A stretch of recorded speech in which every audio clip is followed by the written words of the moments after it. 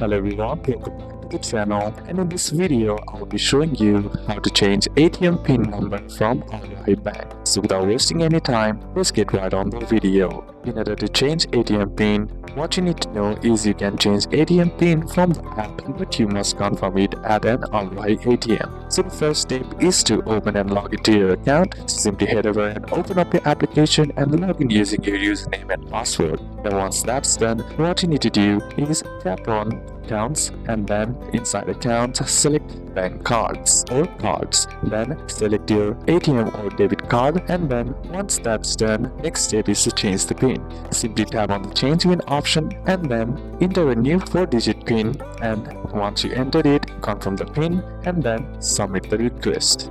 Once that's done, next step is to confirm at AL-RAJHI ATM. Simply go to the AL-RAJHI ATM and insert your ATM card. Once entered, enter new PIN, and now new PIN will be acted successfully.